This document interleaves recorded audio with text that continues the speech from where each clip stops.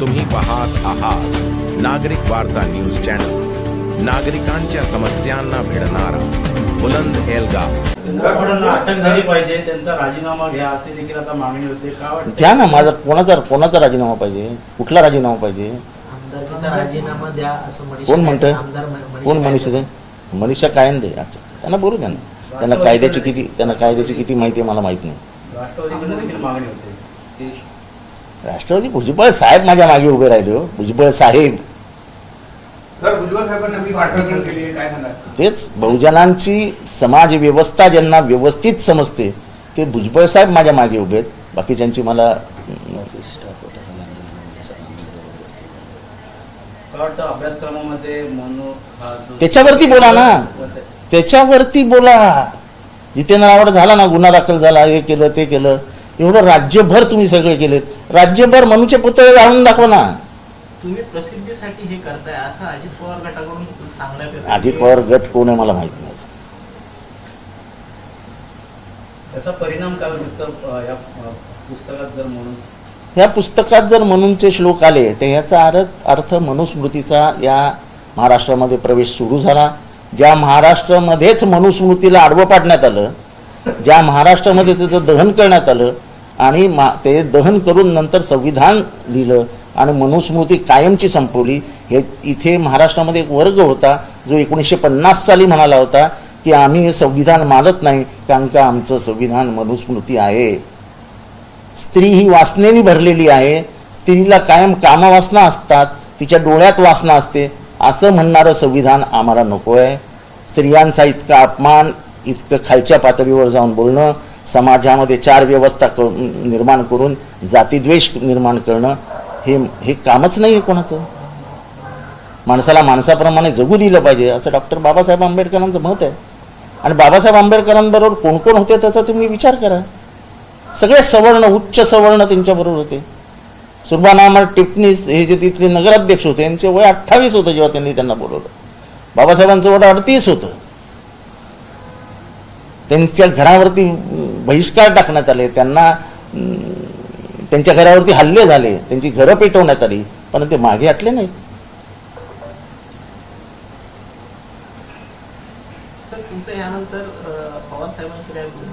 माझं कोणाशीही काहीही बोलणं झालेलं नाही, कारण मी माफी मागितल्यानंतर कोणाशी बोलण्याचा माझा संबंधच येत नाही. आणि माफी पण मी नंतर नाही मागितली. जिथे कार्यक्रम सुरू होता तो कार्यक्रम सुरू होण्याच्या आधीच मी माफी मागितली. मला कोणी सांगितलं नाही माफी माग. माझी तात्कालिक स्पॉन्टेनियस रिॲक्शन होती की आपल्याकडनं चूक झाली. आणि जर मला माहिती असतं तर माझ्याकडनं झालीच नसती. नाही तर पोस्टरवर मनुस्मृती लिहिलेलं होतं आणि मनुस्मृतीबद्दल प्रचंड आग डोक्यात जळत होती आणि त्याच्यामुळे ते घडलं. माफी माग काय. सकाळी तुम्हाला तुमची पाठ राखण केली तरी प्रवीण दरेकर असे स्पष्टपणे म्हणतात की तुरुंगात टाका ना, तुरुंगात टाका, जेलमध्ये टाका, फाशी द्या. मी कुठं काय म्हणतोय, मला कशाचाही नाकार नाही आहे, पण मी मनुस्मृती आणि मनुवादाविरुद्ध लढत राहणार. माझा लढा हा मनुवादाविरुद्ध आहे. माझा लढा काय दरेकर विरुद्ध नाही आहे. माझा लढा हा वैयक्तिक कोणाविरुद्धच नव्हता. बीजेपीने एवढं वैयक्तिक का घेतलं हेच मला कळत नाहीये. मी बीजेपी विरुद्धही शब्द बोललो नव्हतं. जर एवढं मनुचं प्रेम त्यांना आलं असेल तर ठीक आहे, लढाई मनुवादाविरुद्ध आहे. आणि महाराष्ट्रातल्या बहुजनांना मनुने काय केलंय हे प्रत्येकाला माहिती आहे. उलट बरं झालं, सगळे चेहरेच उघडे पडले.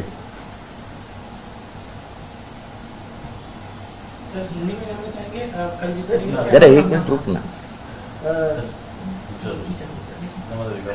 सर, आज संपूर्ण महाराष्ट्रात तुमच्या विरोधात आंदोलन होते, मात्र तुमच्या घराबाहेर म्हणावी की सिक्युरिटी जी आहे ती दिसत नाही. पोलीस आहेत, मात्र जी सिक्युरिटी हवी असते ती तुमच्या घरात. काय खून करणार आहेत का माझा? खून करणार आहे कोणी मग? आणि जर कार्यकर्त्यांना वाटलं असेल की जितेंद्र आव्हाडचा खून करून टाका, आय वेलकम देम. मी एका विचारांची लढाई आयुष्यभर लढलोय. जेव्हा भिडे म्हणतो की तुकारामापेक्षा आणि ज्ञानेश्वरापेक्षा मनु श्रेष्ठ आहे, तेव्हा कोणीच बोलायला बाहेर येत नाही. तेव्हा मीच आलेलो बाहेर बोलायला. मनुचं श्रेष्ठत्व जेव्हा सांगितलं जातं त्याचा अर्थ काय होतो? कोश्यारी जेव्हा बोलतात की क्या किया होगा 12-13 साल के लड़कों ने, हे काय आहे, तेव्हा कोणी बोलायला बाहेर नाही आलं. जेव्हा चंद्रकांत पाटील शिवाजी महाराजांबद्दल बोलले तेव्हा कोणी बोलायला बाहेर नाही आलं. ते महापुरुष नाही आहेत का? आणि डॉक्टर बाबासाहेब आंबेडकरांबद्दल कोणी काय लिहून ठेवलंय ते आता ही काढण्याची वेळ नाही. वेळ आली की मी ते पुस्तकं पण समोर करेन. आम्ही संविधान मानतच नाही असं म्हणणारे कोण होते ते पुस्तक पण मी समोर करेन. आणि मनुचा चंचू प्रवेश शालेय शिक्षणामध्ये हा डॉक्टर बाबासाहेब आंबेडकरांचा अपमान आहे, अपमान. कारण का त्यांचं म्हणणं स्पष्ट होतं की मानव म्हणून मानवाला जगूच देऊ नये, असंच मनुचं काम आहे, असंच मनुचं लिखाण आहे. आणि त्याच्यातले केसरकर म्हणतात 4-2 श्लोक टाकले तर काय, चांगले श्लोक आहेत. मनु हे चांगले श्लोक लिहू शकतो हा शोध केसरकरांना कुठनं लागला हे मला काही कळलेलं नाही. केसरकर काय आंबेडकरांपेक्षा 2 पावलं हुशार आहेत की काय याचा सुद्धा शोध घ्यावा लागेल होता. आणि असं आहे की वातावरण तयार करण्यासाठी आंदोलनं वगैरे केली जातात, त्याचं काय फार मला उलट बरं आहे, बोलायला चान्स मिळाला, सगळे उघड पडले. मनुबद्दल कोणीच बोलत नाही. मला पुढे करून आता मनुला मागे टाकण्याचं काम सुरू झालंय. पालकांना आणि विद्यार्थ्यांना काय आव्हान असेल आव्हान करणे? पालकांनी आणि विद्यार्थ्यांनी जर त्यांच्या पुस्तकात आलं तर पालकांनी विरोध केला पाहिजे. प्रत्येक पालक, त्याच्यामध्ये एक आई आहे ना, त्या आईला मी दाखवतो की काय लिहिलंय बघा स्त्रियांविषयी, तुम्हाला हे मंजूर आहे का? संस्था चालकांना आम्ही आवाहन करणार आहोत की बघा काय लिहिलंय पुस्तकामध्ये, मनुस्मृती वाचा आणि बघा काय लिहिलंय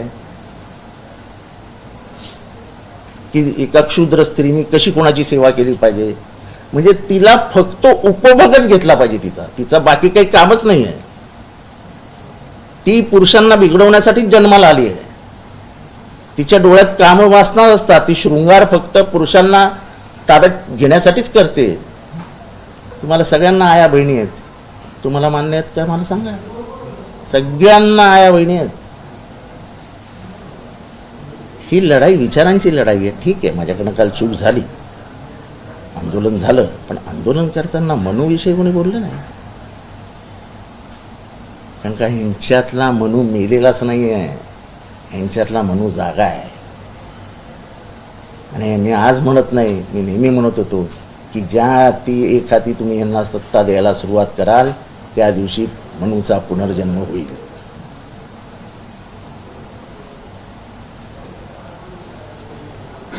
इकडे हा एक मुद्दा आहे. दुसरीकडे नागपूरमध्ये बीएच्या एका पेपरमध्ये प्रश्न आला होता की राष्ट्रीय स्वयंसेवक संघाचे कार्य 16 मार्क आणि हेगडेवार यांचं कार्य 4 मार्क.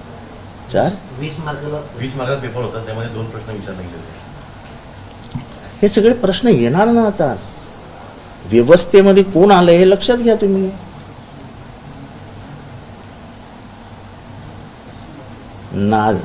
नाझी साम्राज्यामध्ये मुसोलिनीला भेटून आलेला, फॅसिस्ट मुसोलिनीला भेटून आलेले डॉक्टर मुंजे हे त्यांचे आदर्श आहे. मुसोलिनी आणि हिटलर हे किती क्रूर कर्मा होते हे जगाला माहिती आहेत. पण त्यांना भेटायला कोण गेलं होतं याची माहिती घ्या. तो पण इतिहास शिकतो आता की हिटलर आणि मुसोलिनी कसे चांगले होते.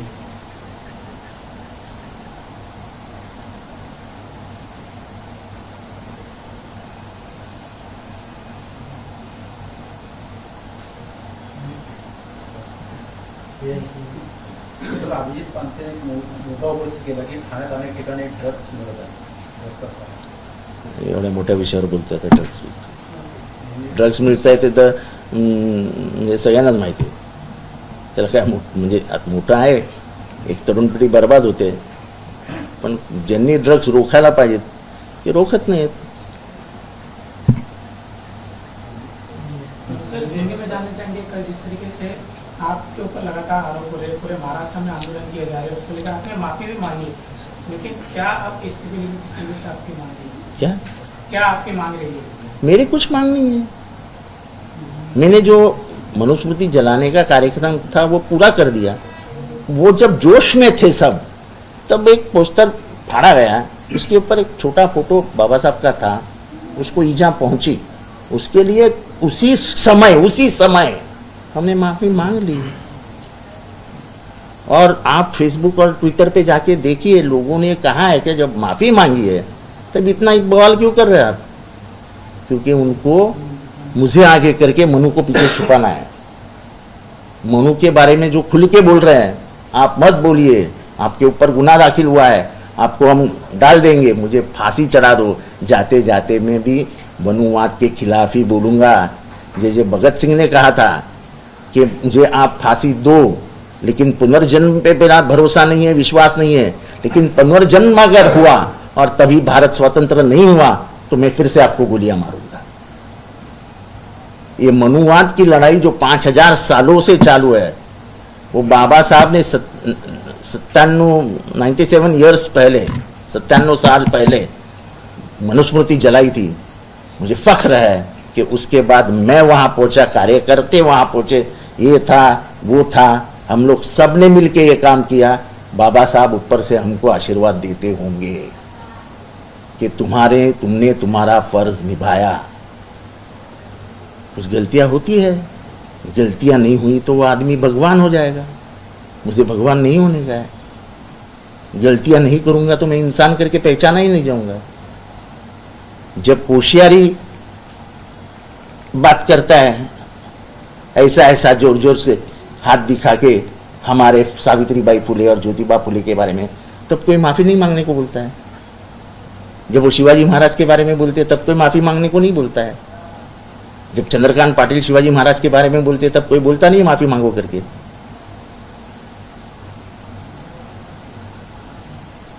तो ऐसा दूजा भाव मत करो ना।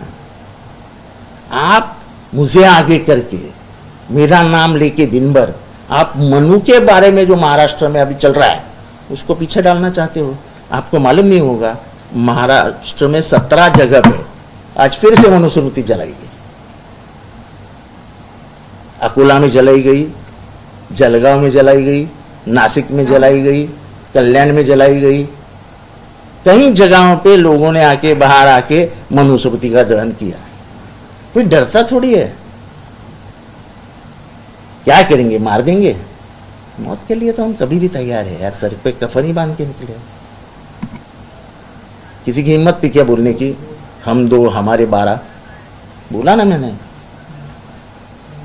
कि कुरान को गलत तरीके से पेश करके ये ऐसी द्वेष निर्माण हो, ऐसी फिल्म बनाई जा रही है।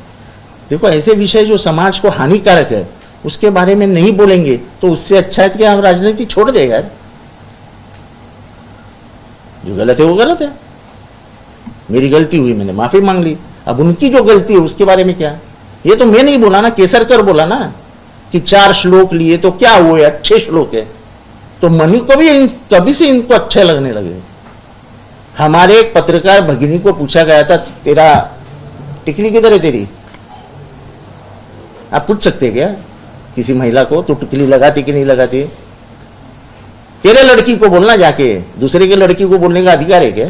तभी कोई नहीं बोला कुछ कि ये वर्ण व्यवस्था का भाग है। जब ये कहा गया कि मनु तुकाराम और ज्ञानेश्वर से बहुत बड़े हैं, तब किसी ने कुछ नहीं कहा। हम ही लोगों ने चिल्लम चित की। होशियारी के खिलाफ हम ही बोले। तो बाबा साहब अम्बेडकर है ही बड़े, लेकिन क्या आप महात्मा फुले को नहीं मानते क्या? ज्योतिबा फुले को नहीं मानते क्या?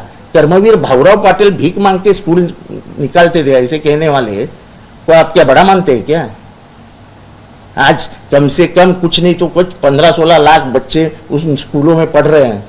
वो भीख मांग के स्कूल तैयार करते थे।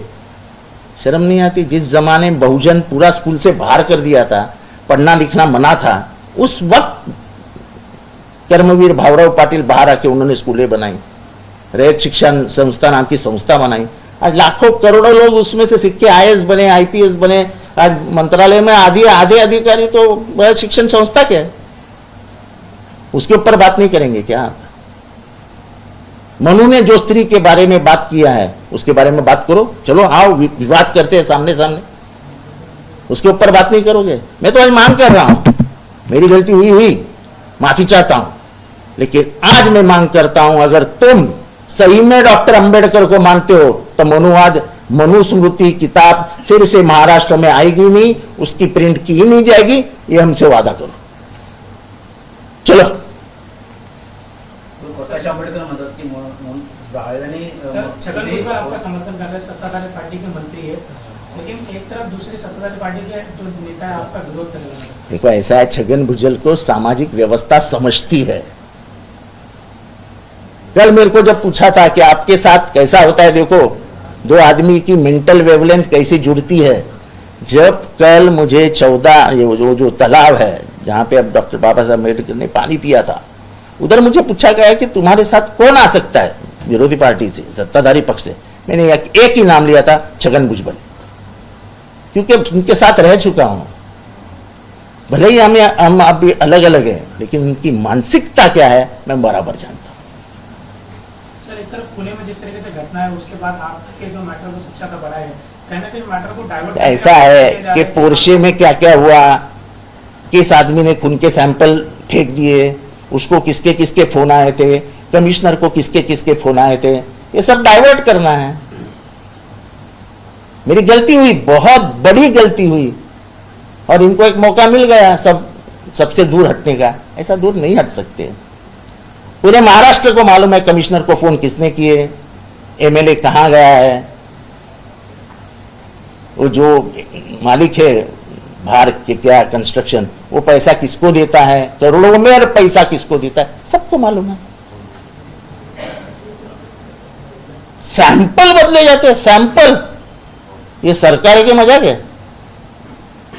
खून रास्ते पे फेंका दिया और दूसरा खून लाके रख दिया वहां पे, डर ही निकल गया।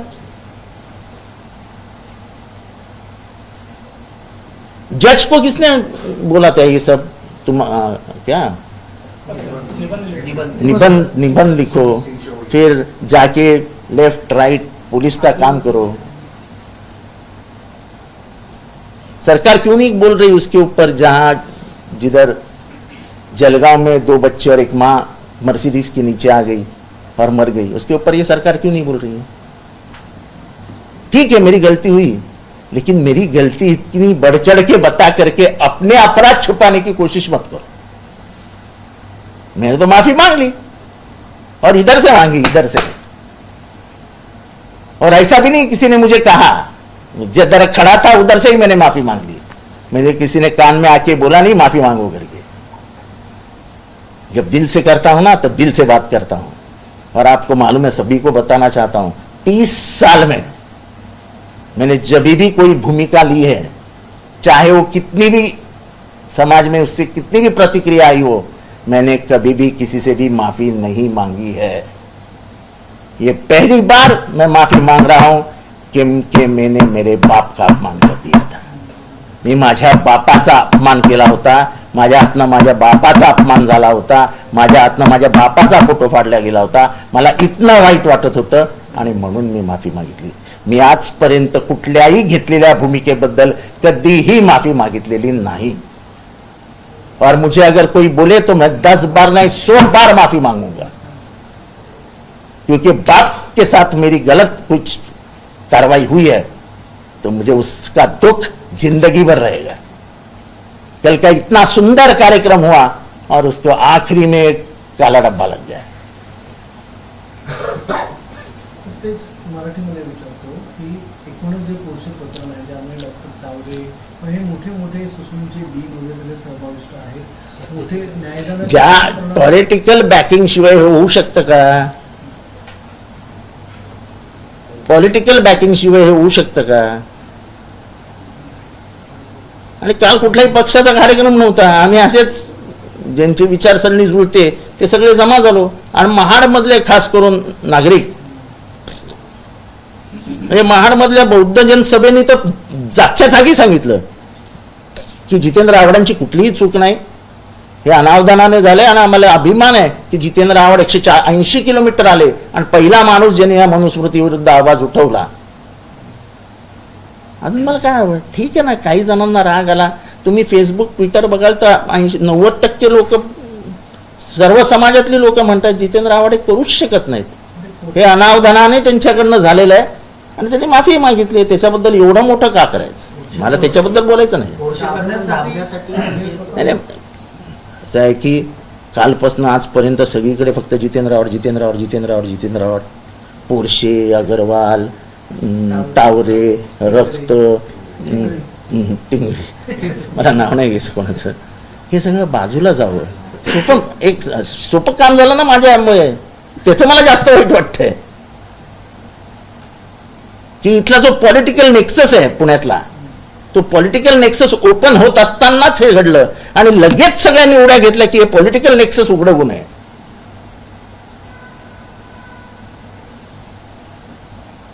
श्रीमंतांचं सरकार हे मनूबद्दल बोलत नाहीये, त्याच्यामध्ये पॉलिटिकल नेक्सस कोण होतात ते बोलत नाहीये. पण जितेंद्र आव्हाडांनी केवढी चूक केली, अरे माफी मागितली ना. माफी काही मोठी नाही आहे, ज्या भावना दुखावल्या गेल्या त्याच्यापेक्षा खूप मोठ्या आहेत. पण तुम्हाला जे करायचंय ते लोकांना कळतंय ना. तुम्हाला कोणाला माझ्या मागे लपवायचंय, मनूला लपवायचं आहे, अगरवालला लपवायचं आहे, त्या पोरशीला लपवायचं आहे, त्या टावरेला लपवायचं आहे. कारण का टावरेने धमकी दिली आहे, मी सगळ्यांची नावं घेईन ज्यांनी मला फोन केला. याचा अर्थ त्याला फोन आलेत, त्याचा फोन ताब्यात घ्या ना, बघा कोणाचे फोन आलेत.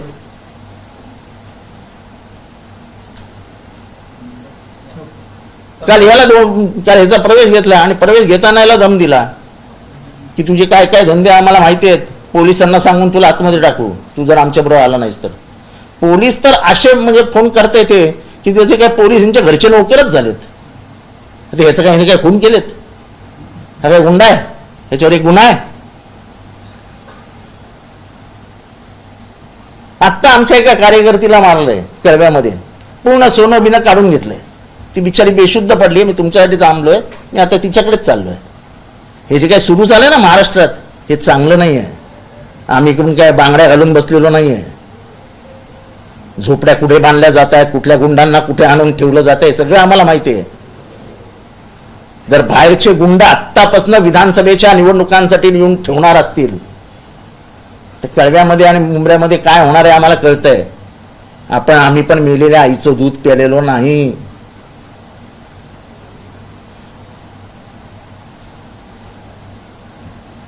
हम जिस तालाब में तैर चुके हो उसमें उसका पानी भी आपको नहीं मालूम है.